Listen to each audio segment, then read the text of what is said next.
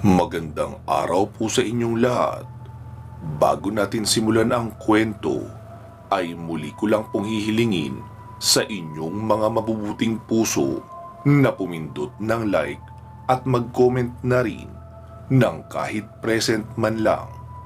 Siguro naman hindi yun magdudulot sa inyo ng malaking perwisyo, di ba?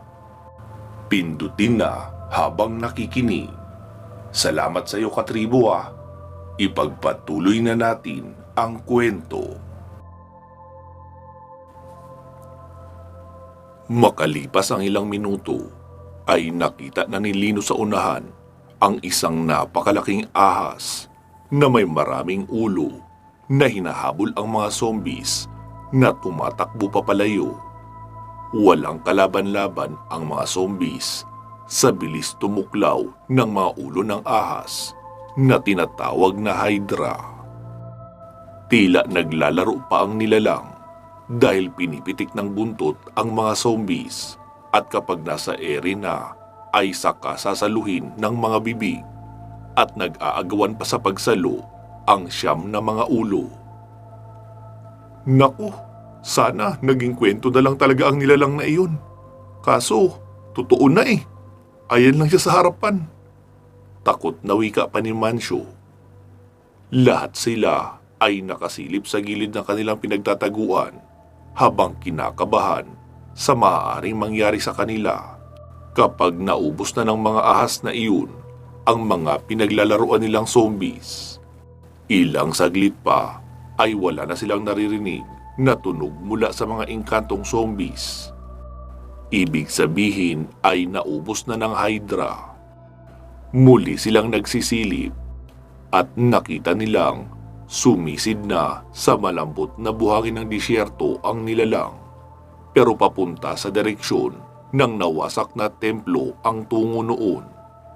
Kahit kulang na sa tubig ang katawan, ay pinagpawisan pa rin sila dahil sa kaba. Bawat isa sa kanila ay nakahawak na sa kani-kanilang mga sandata. Si Lino naman ay pinag-iisipan kung gagamitin niya ba ang kanyang kapangyarihan. Ang kaso, papaano kung hindi gumana o hindi niya mapatay ang nilalang? E di nagsayang lang siya ng lakas at enerhiya. Idagdag pa na baka hindi niya na magawa pang tumakbo o maglakad kapag nanghina na siya ng sobra. Nag-aalala rin siya para sa kaligtasan ng mga kasamahan dahil alam niyang kagaya niya ay hinang-hina na rin ang mga iyon. Ilang saglit pa ay biglang lumitaw sa gitna ng templo iyong Hydra. Umangil iyon ng masakit sa tengang tunog. Kaya naman napatakip silang lahat ng tenga. At ang una noong nakita ay sina Mancio at Kulas. Kaya naman sila din ang unang hinabol. Nagpaikot-ikot sila ng pagtakbo sa mga natitirang nakatayong haligi ng templo at hanggang sa mapunta sila sa bahaging kinatataguan nila Tiara at Kansu. Kaya magkakasabay na silang tumatakbo. Noong muli nilang lingunin ang nilalang, ay nakita nilang bumuga na ng apoy iyong nasa pinakagitnang ulo ng Hydra. Kaya naman agad silang napatalon sabay dapa sa gilid ng tibag na konkreto habang nanginginig sa takot dahil malapit na silang masukol ng nilalang. Pagkatapos bumuga ng nilalang ng apoy ay muli na naman silang hinabol.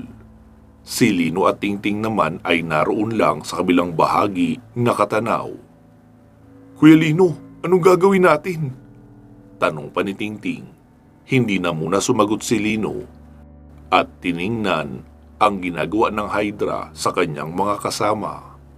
Maya-maya ay nakaisip siya ng gagawin, pero gaya ng pangkaraniwan, hindi siya sigurado kung uubra ba ang kanyang naiisip na plano. Si Artemis at Clea naman ay parehong bumibitaw ng kanilang palaso, pero tumatalbog lang iyon sa katawan ng halimaw na ahas. Tingting, kung ano mang mangyari sa akin dito, ikaw na ang bahalang magpatuloy ng misyon ko. Humingi ka ng tulong kahit kanino. Pilitin mo makarating sa mga Nephilim. Kailangan mailabas sa mundong ito sina Mariposa at ang anak namin. Kuya Lino naman parang nagpapaalam ka na niyan. Mamamatay ka na ba? Sumagot naman si Lino. At least nakapagpaalam, kaysa naman namatay na lang bigla nang hindi man lang nakapaghabilin. Sira ulo ka, Kuya Lino. Gumawa ka ng paraan na hindi ka kasamang mamamatay. Singhal pa sa kanya ni Tingting. Muling sumilip si Lino sa mga kasama niya. Nakita niyang hinahabol pa rin ang Hydra. Habang panay ang buga ng apoy, lumabas si Lino para magpahabol sa nilalang. Gusto niyang bigyan ng pagkakataon sina Kulas, Mancio, Tiara at Kansu na makapagpahinga sa kakatakbo. Hoy! Hydra! O kung ano mang iba mong pangalan! Ako ang harapin mo! Sigaw pa ni Lino, sabay naglabas siya ng isang mahabang espada na yari sa kyanite. Nagliliwanag iyon ng kulay light blue, kaya agad napalingon ang nilalang. Halika rito! Ako ang harapin mo! Sigaw pa ni Lino habang iwinawasiwas sa ere ang espada. Madaling naagaw ang atensyon noong malaking nilalang dahil sa liwanag ng espada ni Lino. Kaya naman, si Lino na ang hinabol noon. Nagpaikot-ikot din siya sa mga poste gaya ng ginawa ng mga kasama niya. At kapag nakakahanap ng pagkakataon, ay tinataga niya ang nilalang. Pero hindi niya naman matamaan dahil mabilis nakakaatras. Sa hindi katagalan at sa hindi maipaliwanag na dahilan, ay napalingon muli sa pinagtataguan nila Kulas ang nasabing nilalang. At sila naman uli ang hinabol. Naisip siguro noon na mas madaling biktimahin ang apat dahil walang hawak na armas na katulad ng dala ni Lino.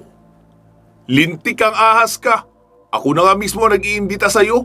Mas gusto mo pa sa kanila? Wika pa ni Lino habang sumusunod sa nilalang.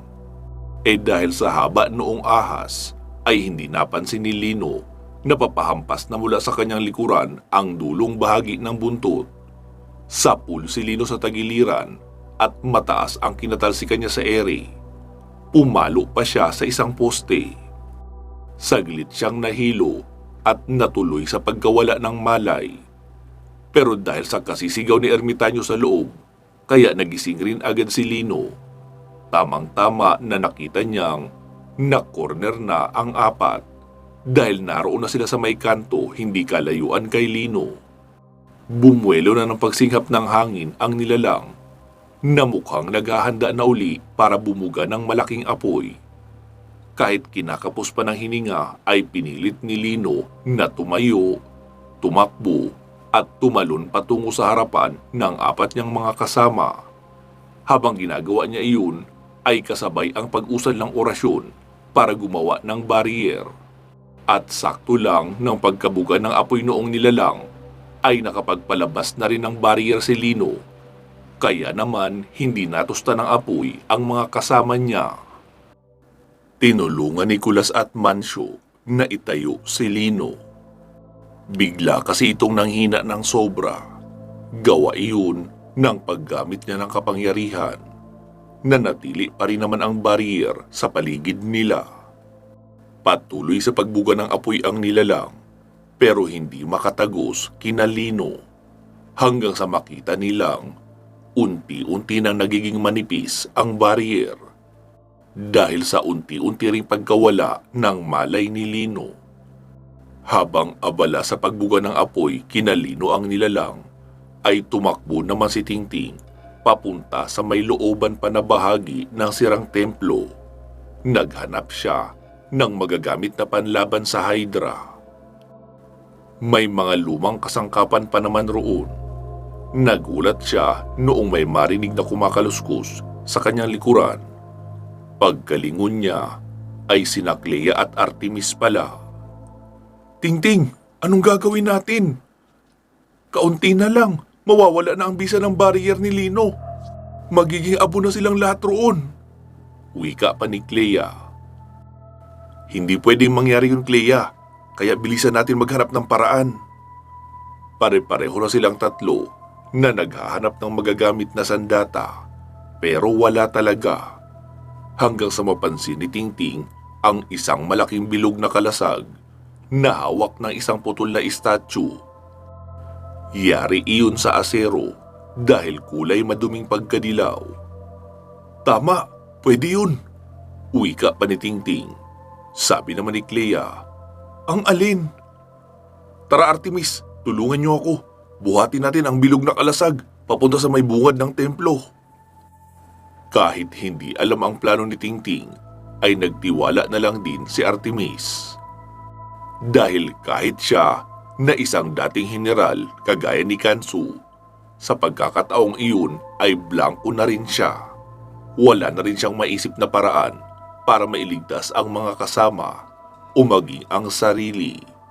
Kaya naisip niyang tumulong na lang sa kung anuman ang pinaplano ni Tingting. Dala nila ang bilog na kalasag at inilagay sa may bungad ng templo. Oh, anong gagawin natin rito? Kapag tayo binugahan dito, hindi rin tayo mapoprotektahan nitong kalasag sa init. Wika pa ni Clea. Hindi ito pang protekta sa atin. Tulungan niyo akong baliktarin ito. Wika pa ni Tingting. Pinagtulungan nila iyong baliktarin na parang plangganang nakatihaya. Tapos sinimulan ni Tingting ang pagpupok noon gamit ang itak. Tumulong na rin si Clea habang nakatayo sila sa harapan noong binaliktad na kalasag. Napalingon ang halimaw na hydra sa naririnig na tunog. Patuloy pa rin sa pagpupok ang tatlo. Tila naiirita na ang nilalang at itinigil na ang pag-atake kina Lino at sina Tingting naman ang pinuntahan. Sakto lang din na tuluyang nawala ang malay ni Lino sa sobrang panghihina, kaya nawala na rin ang bisa ng barrier. Gigil na gigil ang malaking ahas na halimaw kina Tingting dahil sa ingay na kanilang nililikha.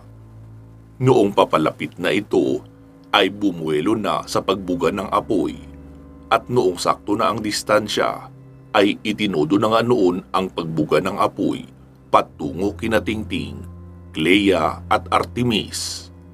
Sentrong-sentro iyon sa kanilang tatlo. Atin munang dalawin ang sitwasyon ng mga kalaban. Mag-uumaga na noon at papasikat na ang araw nang tumawag si Jacob kay Darius. Hello boss, maayos na nagtapos ang ipinagawa mong misyon sa amin. Oo Jacob, nakita ko sa telebisyon. Laylo na muna kayo at maghintay ng sunod kong instruction. Maganda na rin kayo. Siguradong nakarating na ito sa kaalaman ng babaylang si Lino. Kaya anumang oras ay maaaring lumitaw na siya dito sa San Agustin at hanapin ang salarin sa nangyari sa planta. Kopya boss, maghahanda kami ng grupo ko.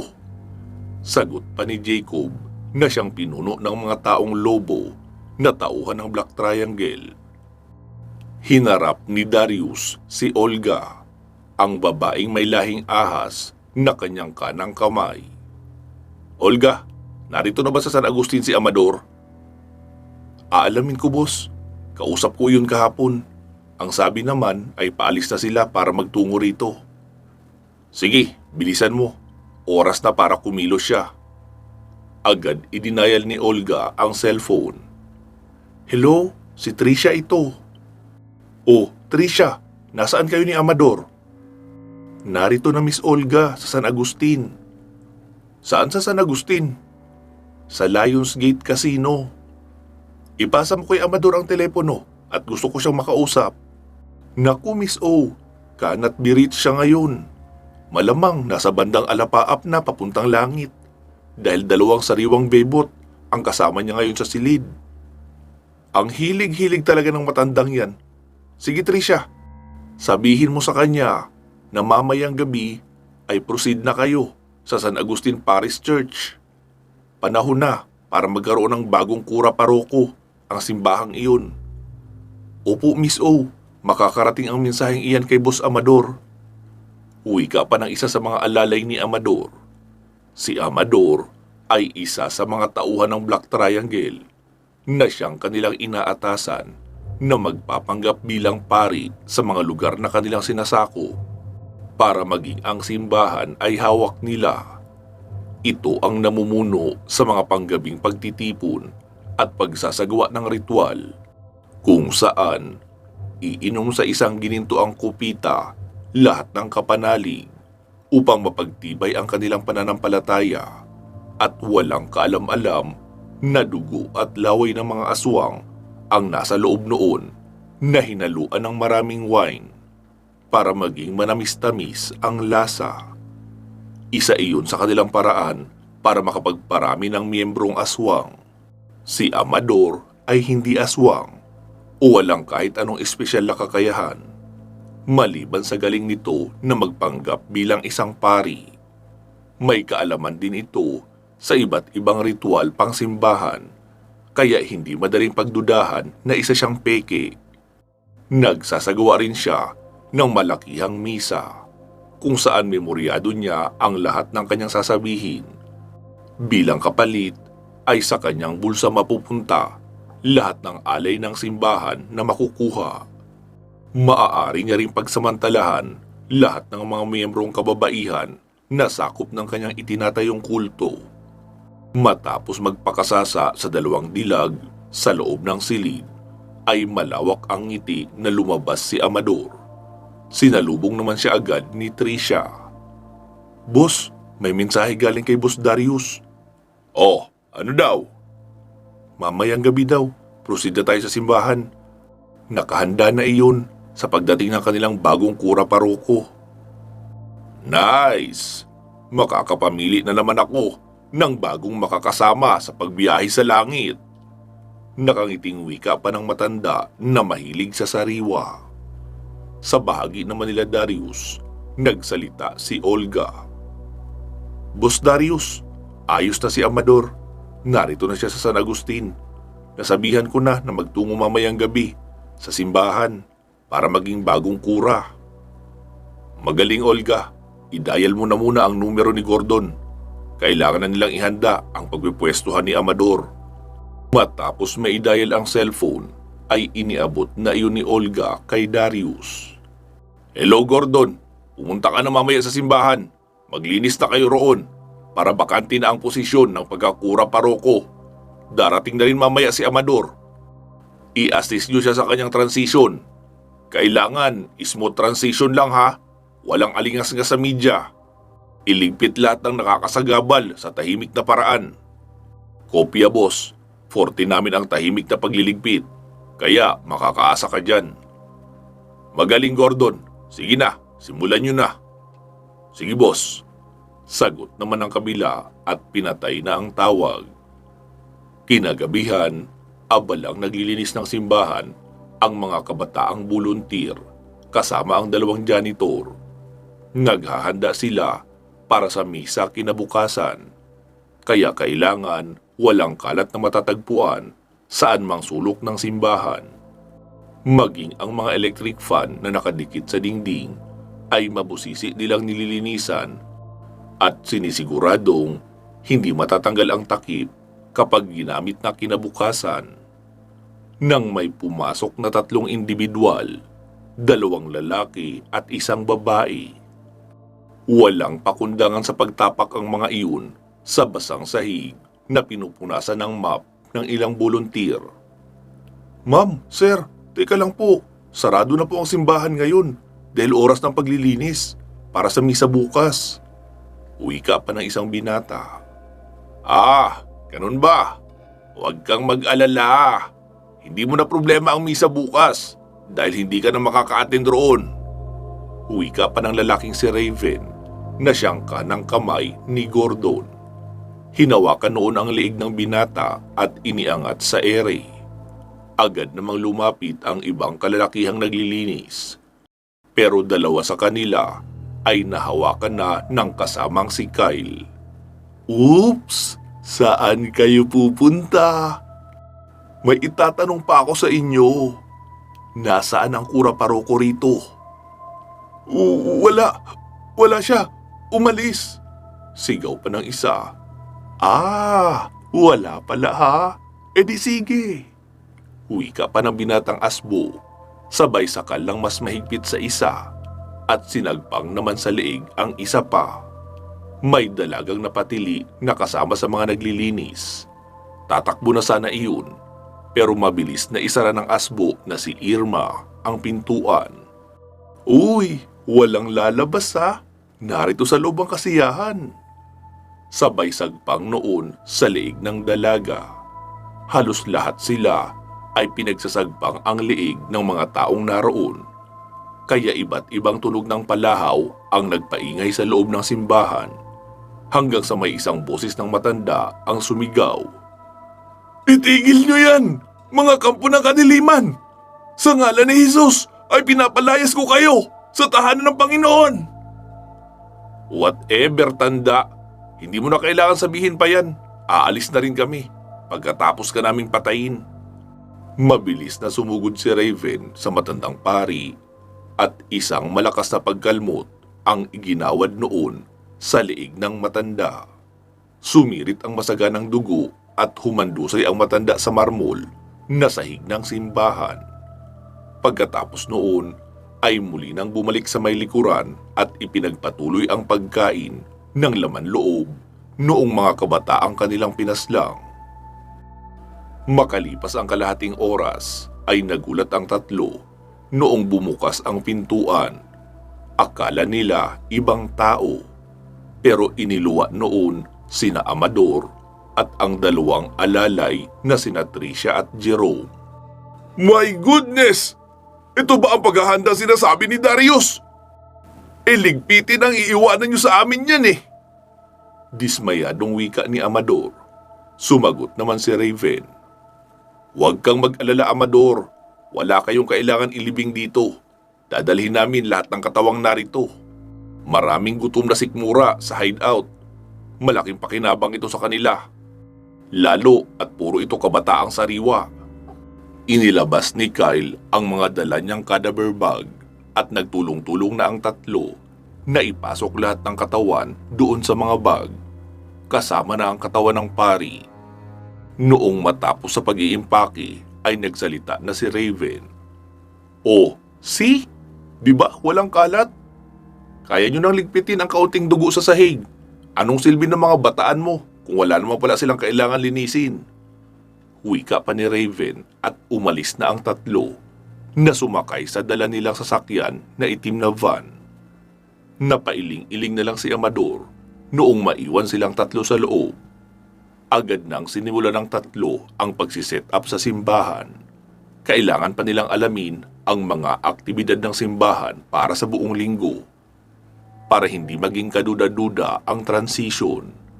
At sa susunod na mga linggo ay doon pa lang nila sisimulan ang pagpapalit ng mga schedule at activities. Hello, Boss Darius. Planted na si Amador sa pwesto. May bago ng kura paroko, ang San Agustin. Magaling, Gordon. Sige, maghintay na lang kayo sa further instruction ko. Pero huwag mong aalisan ng nakapwestong tauhan ang simbahan. Baka may makahalata sa kilos nila Amador doon at nag-oobserba na. Itumba nyo na agad ang mga matatalino mag-isip para walang complication. Kopya, boss. Sagot naman ni Gordon. Masayang nagsalo-salo ang grupo ng mga asbo na tauhan ni Gordon dahil sa napakaraming katawan ang naiuwi ni na Raven. Kaya isang maghapong kainan at inuman ang naganap, habang sariwang karne ng mga volunteer ng simbahan ang kanilang nilalantakan. Sa bahagi naman ng Santa Barbara, isang araw ang nakalipas magmula nang makapagpalaser ng mga sugat niya si Rafael. Nagsimula na iyong matuyo. Mapupusyaw na peklat na lang ang natitira. Pero sa loob ay may kaunti pa ring kirot na nararamdaman. Tinawagan ni Rafael si Micaela. Hello, partner. Nasaan ka? Nasa shooting range. Katatapos ko lang mag-ensayo. Teka, bakit ka pa nag-iensayo? Nagsasayang ka lang ng bala dyan. Halos araw-araw naman makakapag-practice ka bumaril kapag nasa San Agustin tayo. Rafael, anong kailangan mo? Bakit ang dami mo pang pasakalye? Pampabara pa ng dalaga. Nakakahiya eh. Sagot naman ng lalaki. Ano yun, Rafael? Kutusan kita dyan eh. May pahiya-hiya ka pang nalalaman. Pwede mo ba akong samahan uli sa San Agustin? Bakit? Magaling na ba yung mga sugat mo? Oo. Sigurado ka? Kapag sinuntok ba kita sa bahaging dating may sugat, hindi na ba yan masakit? Grabe ka naman, Micaela. Siyempre masakit pa rin, no? Di hindi ka pa magaling. Alam ko naman yun. Pero kailangan na natin makabalik sa San Agustin. Naroon na sina Richard. Pinakiusapan kong tulungan tayo. Kasama niya sina Venus at ang rooking si Jenna. Kaya kung may mga aswang man na naroon, ay hindi ko kailangan lumaban agad. Si Richard na muna ang bahala. Ang magninong, hindi na muna natin sila isasama. Saka na lang kapag malinaw na sa atin ang problema roon at kailangan na ng tulong nila. Sa ngayon, sa tingin ko, ay sapat na ang kakayahan ni Richard para harapin ang mga aswang sa San Agustin. Kailan tayo pupunta roon? Bukas ng umaga. Sige, pupuntahan kita sa kondo mo. Okay, Micaela. Salamat ha.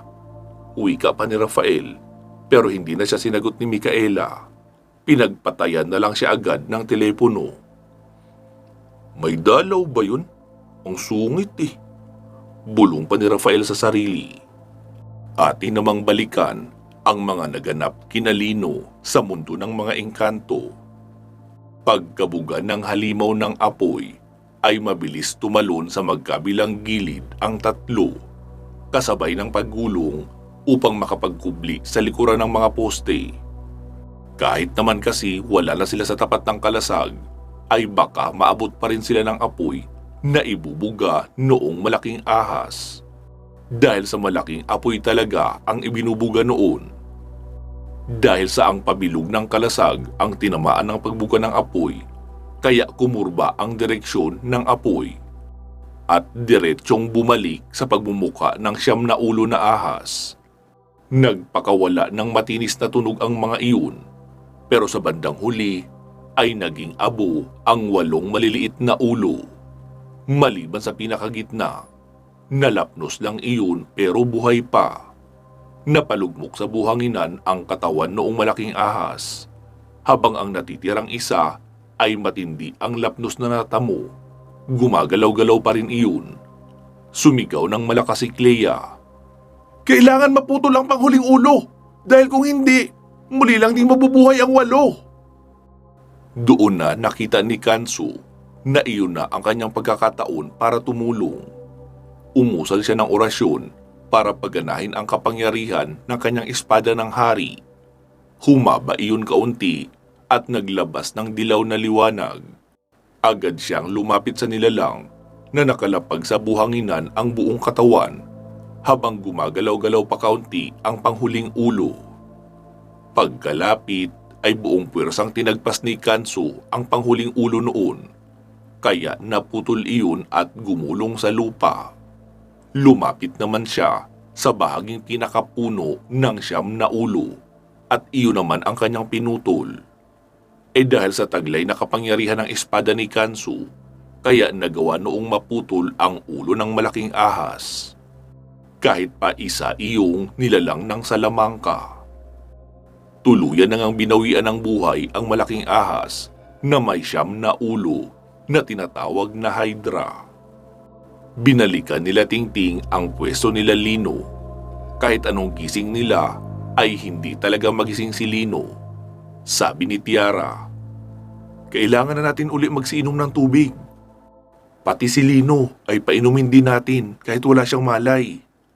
Sabi naman ni Tingting, kaya ko siyang pabalikin sa kanyang malay sa pamamagitan ng kakayahan ko sa panggagamot. Muli namang nagsalita si Tiara, huwag Tingting. Patutulad ka lang din kay Lino. Manghihina ka ng sobra at mawawalan rin ng malay. Hindi pa tayo sigurado kung maibabalik mo ang malay tao ni Lino bago ka mahimatay. Kaya kung magkataon, 2 kayong walang malay. Mas mahirap maglakbay kung 2 ang hinihilang kasama. Sumabat naman si Clea. Oo, totoo ang sinasabi ni Tiara Tingting. Painumin na lang natin ng tubig si Lino. Tapos, hilahin na lang natin habang nagpapatuloy tayo sa paglalakbay. Kusa namang magbabalik ang malay niya kapag nagkaroon na siya ng sapat na tubig sa kanyang katawan. Sumang-ayon na lang din si Tingting. Matapos nilang magsiinom ng tubig, ay pinainom din ni Tingting si Lino ng tubig kahit pa walang malay. Nakakainom naman iyon kaunti. Halos iilang patak ang pinapadaloy niya sa dila ni Lino para makapasok ang tubig sa lalamunan hanggang sa maubos ang laman na kalahati ng baso. Pagkatapos ay inilabas ni Mancio ang maliit na toldang ginagamit niyang higaan at doon inilagay si Lino habang nilagyan ng tali para iyon ang mahawakan sa paghila. Matapos makapagpahinga ng saglit ay ipinagpatuloy na nila ang paglalakbay. Nagsimula na rin naman ang pagliwanag ng kapaligiran kaya mas madali na nilang makikita kung may makakasalubong silang mga zombie na mga engkanto. Pansamantala muna nating puputulin dito ang ating kwento. Magsama-sama tayong muli sa part 239. Bago po natin tapusin ang ating video, ay bigyan muna natin ng daan ang ating mga shoutout at pasasalamat. Gusto ko po munang ipaalam sa lahat na iyong mga kwento nating mahahaba o series ay meron pong playlist. Minsan po kasi, mahirap hanapin ang kasunod na part, lalo na at paiba-iba ang design ng cover at hindi rin magkakasunod na araw ang pag-a-upload. Meron pong playlist ha, ang Aswang Killer, mga kwento ni Babaylang Rico, Lihim ng Medalyon, at Birador na pinagbibidahan ni Rafael. Yun lang po. Magtungo na po tayo sa ating mga shoutout at pasasalamat. Unahin na siyempre natin si Ma'am Aida Lasimet Calfe ng Qatar. Maraming salamat po ma'am sa inyong solidong pagsuporta sa ating channel at mga projects. I'm glad to hear po na okay na kayo at sana patuloy kayong bigyan ng magandang kalusugan ng ating puong may kapal. Pinapasalamatan din po natin si Ma'am Rosemary De Brient. Maraming salamat po ma'am sa inyong suporta sa ating channel project. Naway patuloy rin po kayong magkaroon ng magandang kalusugan at ilayo sa kapahamakan. Pinapasalamatan din po natin ang ating mga current channel members na nag-join sa pamamagitan ng join button sa tabi ng ating channel name dito sa YouTube. Hi po sa inyong lahat at salamat kina Ma'am Celsa Escartin, Ma'am Christine Olson, Ma'am Connie Flores, Sir Dean Ciudadano, Sir Felix Frank, Dulfo Akong, Ma'am Georgina Bati, Sir Jesmar Ocampo, Sir Lito Bueno, Sir Loreto Chavez, Ma'am Lu Kira, Ma'am Maria Victoria, Sir Nilo Merdigia Luza, Ma'am Riza Rizardo, Ma'am Rose Halandumon, Ma'am Santi Santos, Ma'am Sarjane Katzdorms. Maraming salamat po sa inyong patuloy na pag-member sa ating channel membership. Malaking tulong po ito sa ating project. Pasalamatan na rin natin ang ating tatlong masisipag na group admin at moderator na sina Ma'am Ilongga Guapa, Ma'am Gilani Fernandez at Ma'am Gina Araga. Sa muli ay inaanyayahan ko po kayo na mag-like and follow sa ating FB page na ang pangalan ay Katotohanan at Misteryo.